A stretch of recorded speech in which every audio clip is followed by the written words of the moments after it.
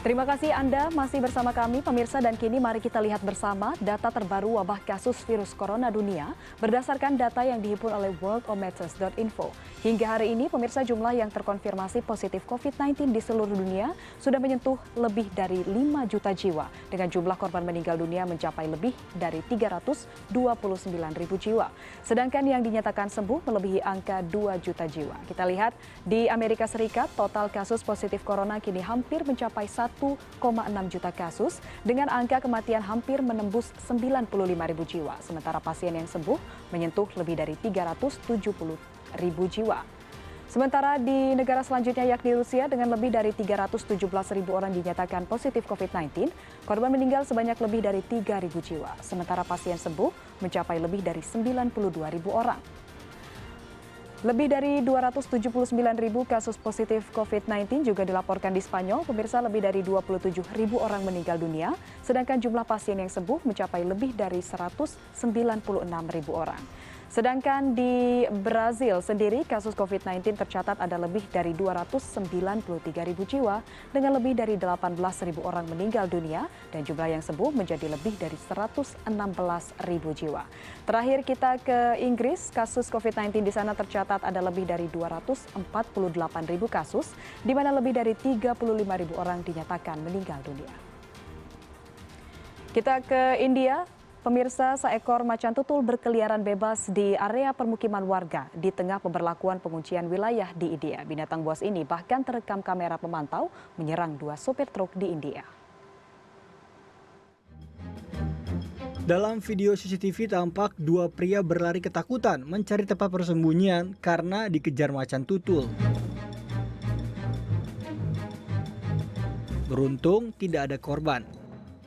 Macan tutul itu pergi usai diserang beberapa kawanan anjing liar. Peristiwa ini terjadi di kota Hyderabad, India pada Kamis lalu. Menurut informasi dari polisi setempat, macan tutul itu sempat terlihat di sekitar hutan Himayat Sagar. Petugas memprediksi binatang buas ini masuk ke wilayah padat penduduk dari hutan itu. Sementara itu, untuk menekan angka penyebaran virus corona, pemerintah India telah memperpanjang waktu lockdown hingga 31 Mei nanti.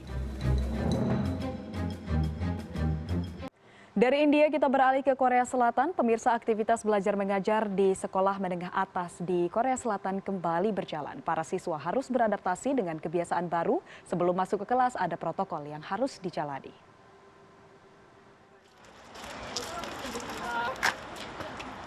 Inilah aktivitas baru di sekolah menengah atas di Korea Selatan saat pandemi COVID-19. Sebelum masuk ke kelas, para siswa diperiksa suhu tubuhnya dan wajib menggunakan hand sanitizer. Ini pertama kalinya para siswa hadir secara fisik di sekolah dan mencoba beraktivitas secara normal. Saat antre masuk ke kelas, para siswa harus menjaga jarak 2 meter dan suhu tubuh mereka juga dicek kembali melalui thermal kamera.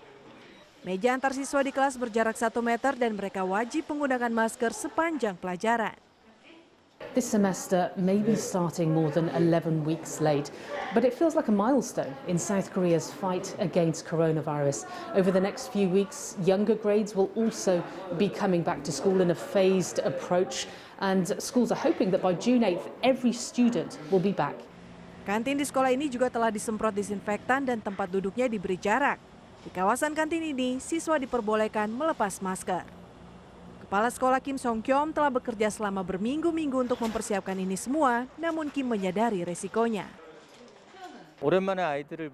I'm so happy to see my students back again after a long wait. The students can now begin their school life. If we get a confirmed case, the school will immediately shut and return to online classes. Sejumlah sekolah di kota Incheon harus ditutup kembali lantaran 2 siswa terkonfirmasi positif COVID-19. 2 siswa ini diduga terpapar dari distrik klub malam di kota Seoul. Setelah kejadian itu, sekolah-sekolah disemprot disinfektan guna melindungi kesehatan para siswa. Informasi berikutnya, pemirsa, Otoritas Transportasi Metropolitan New York memperkenalkan program percontohan mensterilkan kereta bawah tanah dengan menggunakan sinar ultraviolet. Sementara seorang blogger di Belarus punya cara unik untuk membersihkan diri dan lingkungannya. Berikut informasinya. Otoritas Transportasi Metropolitan New York atau MTA mengembangkan pemanfaatan sinar ultraviolet atau UV bersama Pusat Penelitian Radiologi Universitas Columbia Amerika Serikat. Dari penelitian yang mereka lakukan, membuktikan bahwa sinar ultraviolet dapat membunuh virus corona. Selain diberlakukan pada kereta bawah tanah, MTA juga akan melakukan sterilisasi terhadap bus, termasuk fasilitas transit publik kota New York pada pekan depan. Sebelumnya kereta bawah tanah New York untuk pertama kalinya dalam sejarah berhenti beroperasi setiap pukul 1 hingga 5 pagi sejak awal Mei akibat pandemi COVID-19. Sanitasi memang telah menjadi hal yang sangat penting untuk memutus mata rantai penyebaran virus corona.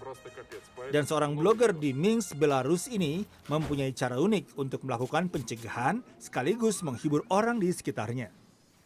Dengan menggunakan pakaian pelindung, masker, dan sarung tangan, Varlamov menyemprotkan cairan disinfektan baik itu ketika ia pergi berbelanja, menaiki bus, bahkan ketika ia sedang menyeberang jalan.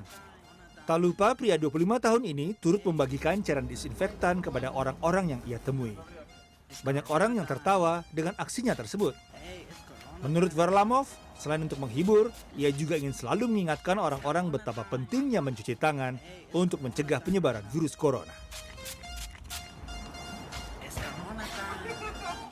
Pemirsa, Brazil mencatatkan rekor baru akibat pandemi COVID-19 pada Rabu 20 Mei, 20.000 kasus terkonfirmasi dalam satu hari dengan 888 kematian. Hal ini membuat sebuah pemakaman di Sao Paulo harus bekerja ekstra untuk menguburkan korban meninggal dunia. Daniela dos Santos menghadiri pemakaman ibunya yang menjadi korban COVID-19 di Via Formosa, Sao Paulo, Brasil, Rabu waktu setempat. Wanita 57 tahun tersebut menjalani perawatan selama 20 hari di rumah sakit dan baru mendapatkan konfirmasi terjangkit virus corona sehari sebelum meninggal. Ayah Daniela juga masih menjalani perawatan di rumah sakit dengan diagnosa virus corona baru. Ela é silenciosa, não dá pra...